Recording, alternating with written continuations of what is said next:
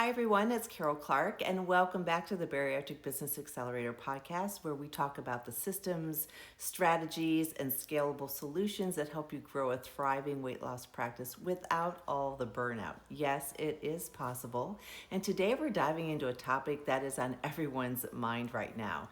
We're going to talk about 5 ways that you can use AI effectively and safely in your weight loss practice.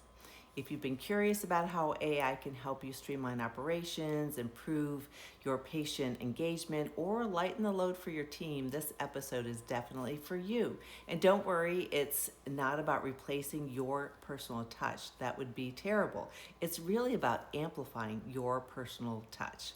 Let's break it down into a clear and practical way, as I like to do, while giving you the step-by-step actionable strategies that you can use in your practice. So, why is AI important in weight loss practices right now? And you're juggling a lot. You're doing GLP-1 programs, your program's growing fast, you're trying to provide education, you may have higher patient volumes or you're searching for additional volumes, you may have more communication demands with your team and with your patients, you have constant educational needs for your patients, you have documentation, follow-up, scheduling, plus all the emotional support that patients really need to succeed. And AI can really help practices keep up without sacrificing the quality that you offer. And really, here's the truth. It isn't coming for your job, but it can take over repetitive, time-consuming tasks so you and your team can really focus on actually what moves the needle: your patient care, your education, your outcome, your supports, and building your practice. So where can AI fit effectively into your practice? We're going to walk through the effective ways that weight loss practices are using AI right now while staying compliant and keeping patient trust front and center. First, AI for patient education when it's done safely. AI can really help you draft handouts for your patients that you can use, translate complex topics, also create curriculums for your GLP-1 programs, generate FAQs that patients are asking and answers to those, explain procedures or expectations. And for example, you can turn each weekly patient question or those that you hear on a regular basis into an SEO keyword-rich blog or a short educational script, and patients will feel supported. Your SEO improves and your content workload does decrease. For safety, always review anything that comes from AI for accuracy. Make sure you're not using any patient-specific information when you're putting anything into AI, and you want to make sure that that's happening. You can use it for communication. It can draft appointment reminders, generate follow-up scripts for your team to use, provide templated responses for common questions. You can build your own AI agent. There are so many amazing applications out there. Help create structured outreach messages for patients that have been inactive for a while.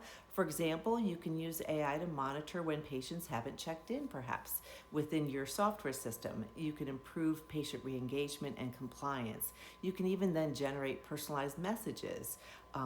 We're thinking about you. You want to make sure that you do approve any messages that are going out, but you can systematize this with AI and expand it to many other uses. For safety, always use a HIPAA-compliant software system for your communication. Never send AI-generated messages without making sure that you have had a chance to review them, and make sure there's no direct clinical instructions unless it's been approved by the provider. You can use AI for GLP-1 medication program management. There are some new, that I'm actually involved in a software where we are actually coming up with, and it's ready to launch, a GLP-1 tracking.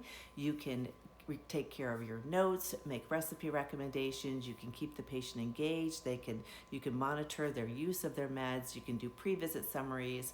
Patients can actually feel like they have a coach between their visits, and your team can feel less overwhelmed.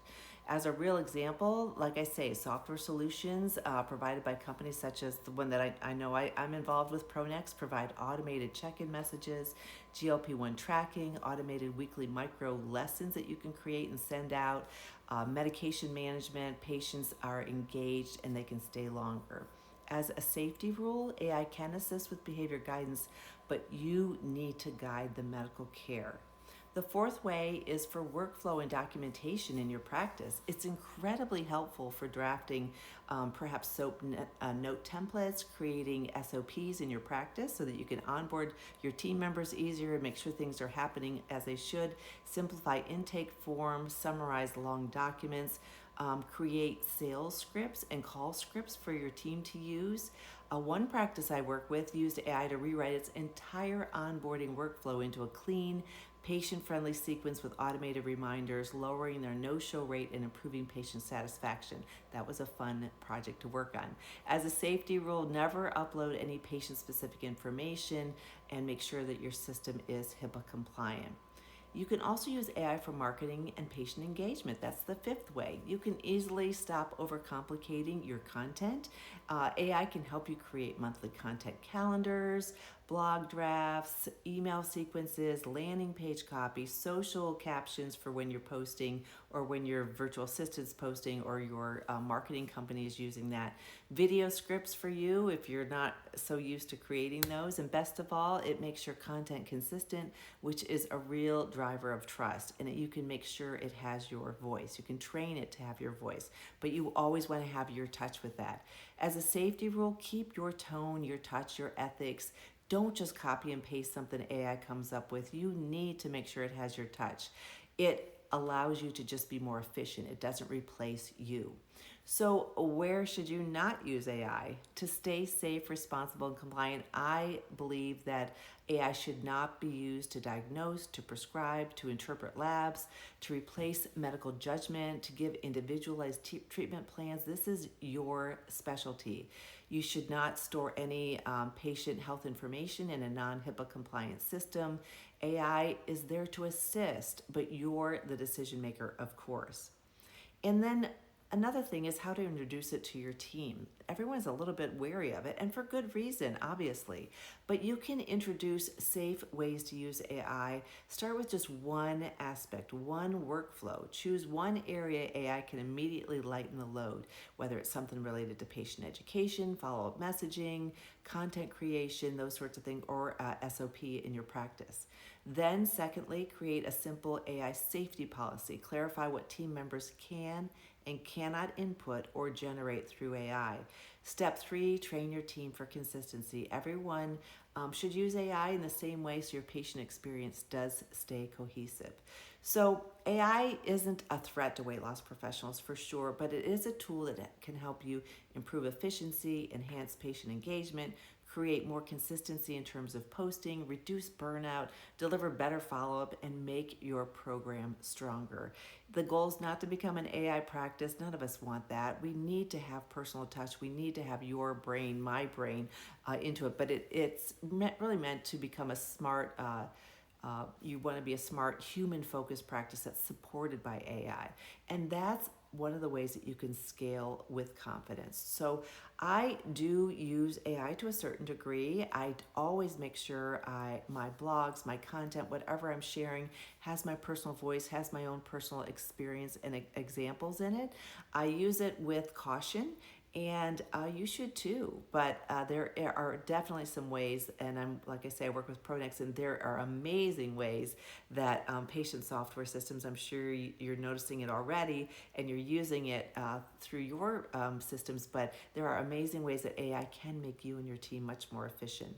So that's what we want to focus on. We want to keep everything safe. We want to make sure we're not uploading anything that has patient information or anything like that into a non-HIPAA compliant software platform. We want to be careful what you're putting into AI to analyze or to create, but there are some ways to use it safely, and it can be something that is very helpful for you and for your team. So I hope you found this helpful. I welcome your comments. Anything that you've found that is really helpful for you or your team, feel free to share that down below. I'll have more things coming out with regards to AI and the use of it in weight loss practices. If you're not a part of my e-newsletter that comes out every week, please join that. You can go to my website, weightlosspracticebuilder.com. There's right at the top, you can click on how you can join in. So I look forward to talking with you soon, working with you perhaps soon, and in the meantime, I hope you have an awesome day. Thank you.